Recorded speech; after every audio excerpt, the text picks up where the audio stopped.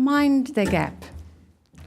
When I was thinking about this afternoon, I didn't actually want to just to call this co-production little session, because I thought that there were some really important things that we actually needed to pay attention to, and in order to actually value co-production.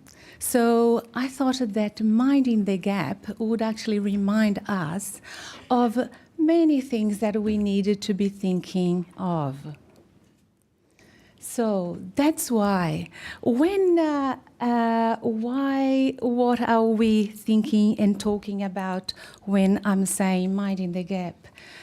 When we think of a gap, you know that there is a space in between things, and it's often a bit of a danger. If there is a gap there, there is a danger. When you're going on to the airport and you catch the bus from the long-term terminal, parking terminal, to catch your plane, the buses also warn you about the gap. The trains also warn you about the gap. Gap also often is linked to some danger. And I wanted to remind you this afternoon that there are dangers built in the lack of consultation and communication with the consumers. So there are gaps in services. Be aware. What are those gaps? Consumer gaps. We've got policy gaps. We also have delivery gaps, and we have knowledge gaps. All of these gaps get together, and if they are combined, they can compound in a bit of a disaster. So for you guys who are entering sort of the home care industry, I think it would be very worthwhile to think about those gaps. Let's see one by one. Customer gap is the gap between expectations and perceptions.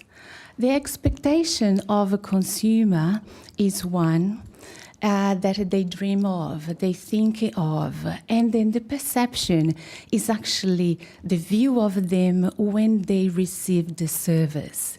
And this expectation and the perception of them when they are receiving the service can be very different. Say, for example, when you go to a restaurant and you order a plate that you haven't had it before, you read the description and then you dream of this beautiful food. Then comes the plate to your table and you are completely disappointed. So there was a big gap between what you expected and you actually perceived there on the ground. So, and this is one of the most important gaps that you need to be aware of. However, we also have the policy gap. The policy gap happens when the government policies also doesn't match with your services instructions. Say, for example, there is CDC now. The government has all the policies lined up there, and you read it and then you interpret it differently.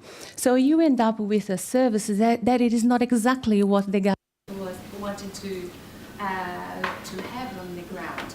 And this is very, very dangerous. It can lead people to actually look for a different service. Here's your microphone. Yeah, let's go. Let's fix it. Everyone. Oh, yes, it's working. Yeah, so this is the differences between the interpretation of what the government is saying. And in home care, this is very important. And so it is your role. You need to make the consumer and the customer, the client, the user really want your service, you need to make sure that you actually are doing what the government is saying that you need to do. CDC is a very flexible kind of approach to services that wants the consumer to have more choice and control over the supports they receive. So you needed to know, and if you don't know, you needed to ask, but make sure that you interpret well. Otherwise, your service instructions to your staff will be wrong, and the staff won't have the knowledge to actually talk to the consumer about it. There will be confusion, and this makes consumers go away. So there is a gap, and you needed to be paying attention. Otherwise, the consumer expectation wouldn't meet their perception of the service on the ground. The next one is the delivery gap. Do you know that one? When you're writing to actually be an approved provider, you say that you're this and that and beautiful on the paper.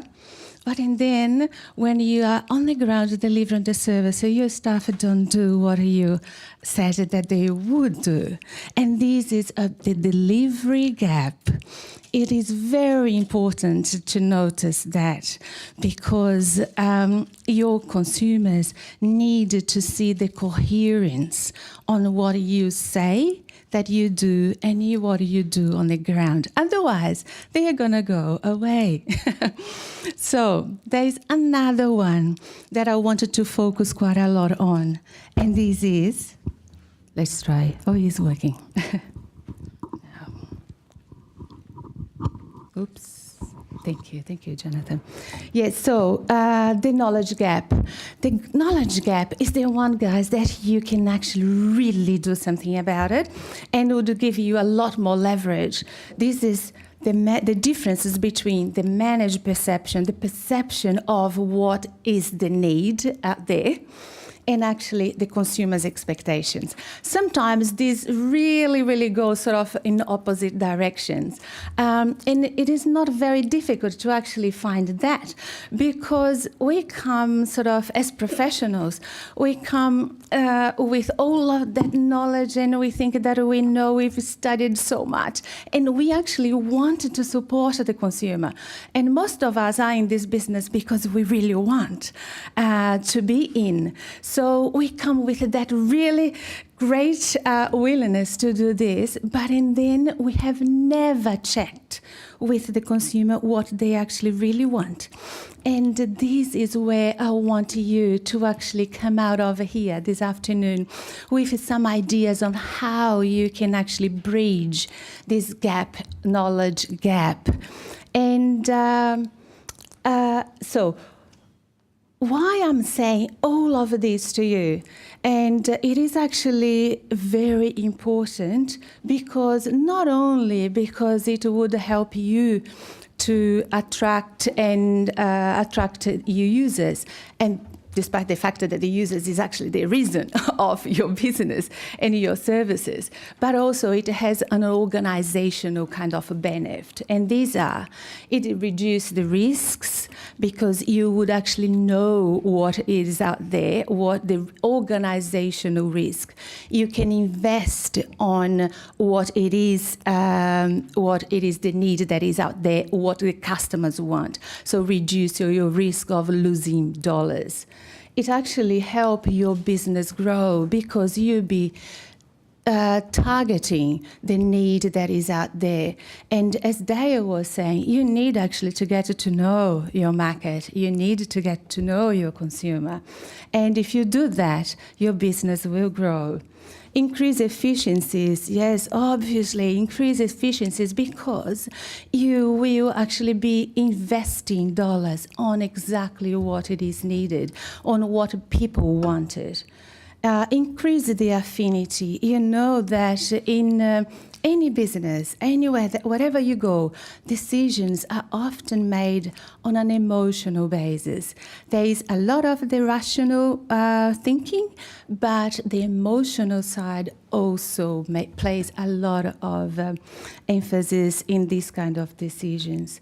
Alignment of services. Your services is actually giving consumers what it is needed. If it is meeting a need out there in the market. It builds loyalty. If you're actually providing what the consumer wants, it builds loyalty. If they're saying what they want, even greater. Builds confidence in your business. So, all of these organizational benefits that are there are business benefits, are consumers' benefits. It pays to pay attention to that. So, get the gap, knowledge gap reduced. How we do that? What is co-production? Co-production has a lot of different definitions, and it is one of the things that it is used not only in the public sector, a community sector, but also in private organizations. And more we are hearing big business actually doing co-design. They do more co-design than co-production. But big people, big names in sort of these larger universities in the US and then big people in management, they also use this terminology because they have recognized that the consumer is very important, not only as the final end, but actually to define the product, to define the service. So in the business world, co-production is consumers' participation, the creation of the co-offering itself. So I've got another video that I found sort of on the web that I'm not showing today, but you can also access online if you Google sort of this term. And they just talk about sort of a huge business, Nivea, Nike, and then BMW, huge companies, all doing co-production. Buyer and seller, social interaction and adaptability with a view to attaining further value for a product or service. This is another definition of the private sector. We in the community sector have a different kind of a view, but mostly because we come from this kind of way of thinking that Simon actually talked more about, the more the philosophical, and we are committed to the quality of life and all of that. We are not only sort of for profit, given that even if profit is something that it is very important to everyone, but we also recognize people's individualities and rights. So in the community sector, we often hear a definition that says co-production is not just a word. It is not just a concept. It is a meeting of minds coming together to find a shared solution. In practice, it involves people who use the services being consulted, included, and working together from the start to the end of any project that affects them. So it is a much more holistic kind of view of what it is, and I think the ways that it is written also speaks to us a little bit more in the language that we are used to hear. I'll just show you two videos. The first one is in the public sector definition, and the second one, it is a definition from the private sector. What is the difference between co-creation and co-production? If you remember listening there, the first person was talking about the co-production. He talked more about co-creation. They are two different things. They do have a lot of involvement of consumers. The consumers are there talking with the providers or of the service or the creators of that product, but the level of involvement is different. So I would like just to show you something. This is the letter of participation. And this letter of participation illustrates the way that consumer engagement actually can be materialized. There are levels of engagement. We talk a lot about involving consumers, getting consumers to participate. But often when we talk about this, we do not differentiate between the levels. You just say, yes, I tick that box, I am actually involving my consumers.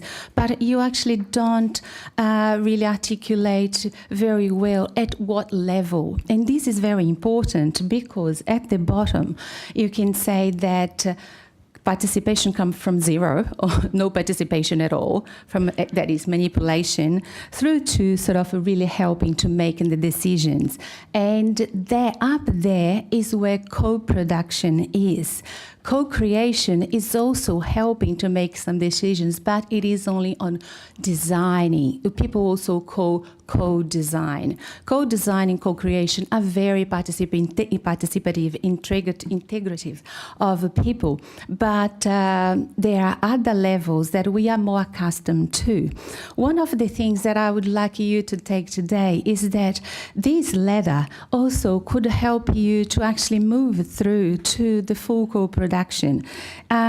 We have done quite a lot on information. One of the things that we do at Home Care today is actually support organizations with the peer education program. The peer education is basically information. It is getting people to know a little bit more about the consumer-directed care. And information is a way of participating. You're getting people in to know about something. Consultation is another level that is a little bit higher because you're actually asking people what they think. Then you get them involved, perhaps in an advisory group. Then you can get them participating. And then you can get sort of them as a real partner. And after that, you can co-produce. So there are a lot of levels that you can target your community consumer engagement. And these will help you to bridge that gap that it is so dangerous. Expectations need to meet perceptions.